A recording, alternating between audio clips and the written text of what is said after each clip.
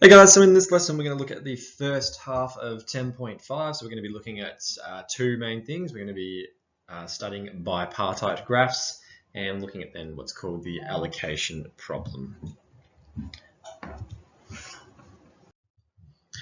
Alright, so some key definitions here of those two key concepts.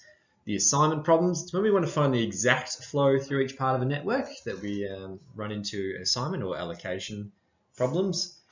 So for example, when we're generating electricity plants for 5 different towns, we don't care which plant the electricity came from, we just want the required amount for each town. So it has a very step-by-step method, which we'll go through shortly for assignment problems. And then bipartite graphs is a big part of it. It's when a graph can be separated into two separate parts, like the one shown here, through a cut, which creates what's called a supply and a demand graph. So we get two graphs from the original that we cut, a supply and a demand. So looking at the large one here, on the left-hand side is our supply, and on the right-hand side here is our demand. So we do have a purpose for this. It is very, very key thing that we're going to look at when we study the next part. Alright, so here we've got an example. The Shiny Shoe Company, they make shoes at 2 factories. One at Alphaville producing 200 pairs per day, the other at Beta City producing 300 pairs per day. It ships them to 3 distributors. Fartown, who wants 50 pairs per day, Giver River, who wants 250, and Hamlet, who wants 200 pairs per day. Represent this information as a bipartite graph. So in this, we've got pretty explicitly supply and demand issues. So what we have is we've got Alphaville producing 200 and Beta City producing 200. So they're going to be our supply part of the bipartite graph. And then next we have the demand. So we have Fartown with 50 pairs. We have Giver River with 250 and Hamlet with 200.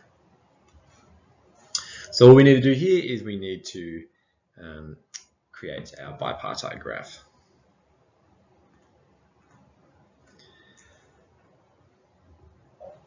All right, so we have two supplies, A and B.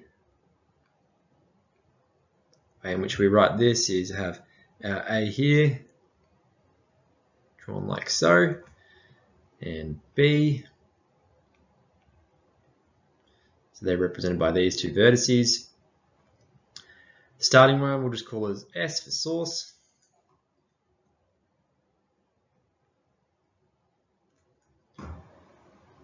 And the value on their edges were 200 from Alphaville and 300 from Beta City. So that's the supply part of our bipartite graph. Next we have the demand. So we have 3 towns. We have F, G, and H for Fartown, Giver River, and Hamlet.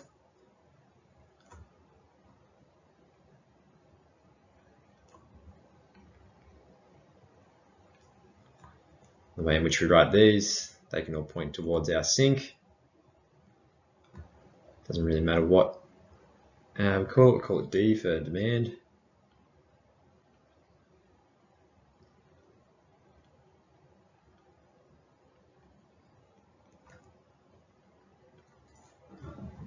As long as those values are going on the correct edges. So Fartown had a demand of 50 pairs per day. Giver River had 250, and finally Hamlet wanted 200. And that's pretty much it, our bipartite graphs. Over here we have the supply, denoted by the S in that original vertex, and over here we have our demand. The bipartite graph looks something like that, where we just have the two sections, supply and demand. Just a second example here. So we have some instruments that some students play. We're going to represent this information as a bipartite graph. And then we're going to determine who should play each instrument at the upcoming concert. So we're going to use the information in this bipartite graph to work out who should play what. So in this context, our supply is the students. I'm going to draw this one a little bit different. And over here is going to be our instruments, which is our demand.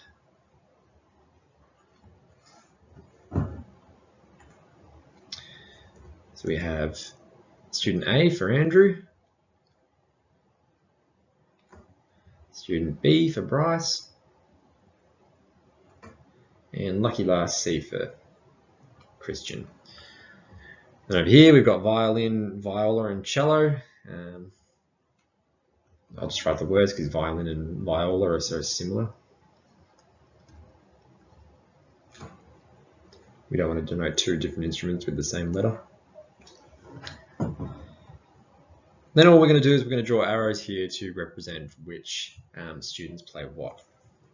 So A can satisfy the demands of being able to play the violin and the viola. Same with Bryce. Sorry, not quite the same. He can play the violin and the cello. And Christian can play the cello. So that's all we need to do for that part. Bipartite graph. This is the other type of one where you get the supply and the demand like that. We really explicitly label it. So label the one side as supply, one side as demand. Then finally, who should play what instrument at each upcoming concert. This is just really a logical thing, and you can work it out pretty quickly even just looking at the table. Christian, not as talented, can only play the cello, so that's a no-brainer.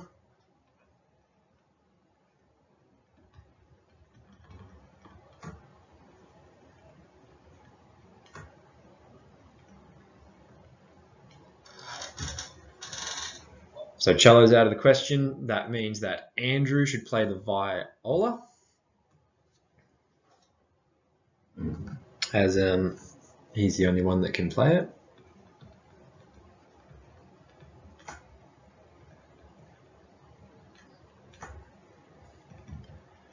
Which means that Bryce logically should play the violin.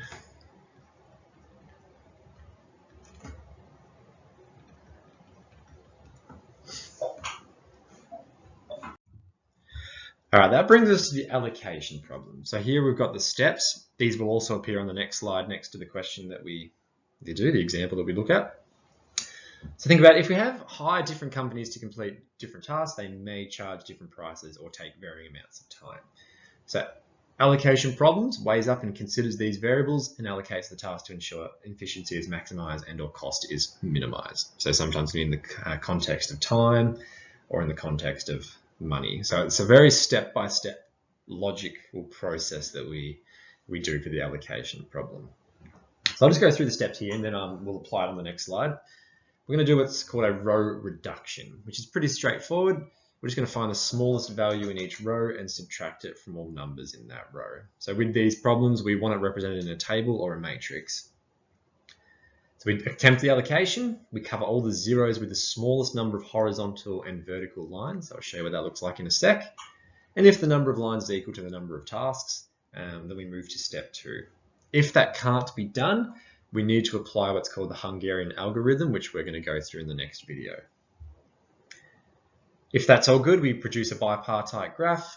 The zeros represent the allocated job for each person, and then we list the allocation and determine the smallest total. So these steps will be on the next slide as well, and we'll apply it to a question. All right, so here we've got a building site. It has 3 jobs to be done by 3 workers, Adam, Billy, and Carl. The times taken to complete each of the 3 jobs is given in the following table here. Determine the optimal allocation and state the minimum time. All right. So again, you might be able to use logic, just looking at the table and saying, yep, Alan should do whatever, Bob should do this, Carl should do this, but we're going to practice using the allocation problem steps. I'm just going to relabel the sides here of this one, just to make sure, yeah, that's X. Oops. That's Y, that's Z, and this is A, B, C. All right, so we're going to perform a row reduction. So we need to look at each row and determine the smallest number. So in the first row, we got 10, 4, 9. All right, well, 4 is the smallest number. So the reduction that we do is we need to subtract that smallest number from all numbers in that row. In the second row, Bob, we have 8, 11, and 10. 8 is the smallest value, so the row reduction for this, we need to subtract 8 from all of those numbers. And finally, Carl, 9, 8, 7. 7 is the smallest value, so when performing that row reduction, we subtract 7 from each of those. All right, it's a little bit messy, so I'm going to redraw it with all those changes taken into account. You don't have to draw it matrix style, but I'm going to.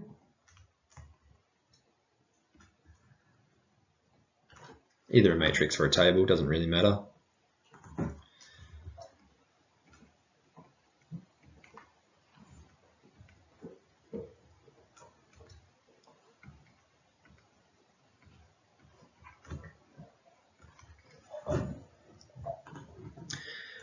All right, so in that top row, we had 10 takes 4, 4 take 4, and 9 take 4. 8 take 8, 11 take 8, 10 take 8, 9 take 7, 8 take 7, 7 take 7. So that's our step 1, or 1A. 1B, attempt an allocation. Cover all the zeros with the smallest number of horizontal and vertical lines. It doesn't really matter which way we draw them, whether we do them horizontal or vertical, but we want to cover all the zeros with as little lines as possible. So I'm going to, like so, I'm just going to do all horizontal for these ones. There's no other way which I could do it with less than 3 lines, even if I made some of them vertical, some of them horizontal. 3 is the only way which I can cover them all up. Because I've covered them with 3 lines and there was 3 tasks, I can continue with this. If it wasn't possible for me to have the number of lines equaling the number of tasks, then I would need to apply the Hungarian algorithm, which we'll look at in the next video. All right, so from that, we're going to produce a bipartite graph like we did in the previous example. And where these zeros line up for the tasks and the person allocated, that will be the task that they'll be performing. The reason for those lines is purely just to determine whether we need to apply the Hungarian algorithm. All right, so supply and demand. Our supply, our workers, was Alan, Bob, and Carl.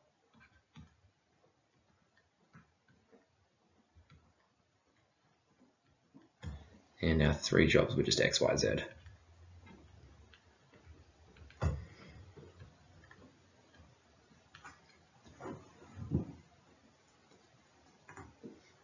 So in that matrix, which we've just put the lines through, the 0 happened at the intersection of A and Y. So I'm going to join those up.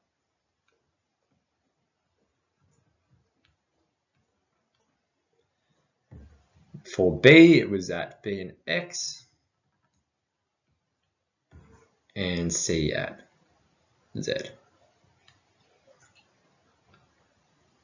So what that tells us is to reduce or to get the optimal allocation and minimum time is that Alan should perform job Y, Bob should perform job X, and Carl should perform job Z. It also says to state the minimum time, so all we need to do for that is just add up the times it takes for those guys to do those 3 jobs. So Alan to do job Y took 4 minutes, I think it was.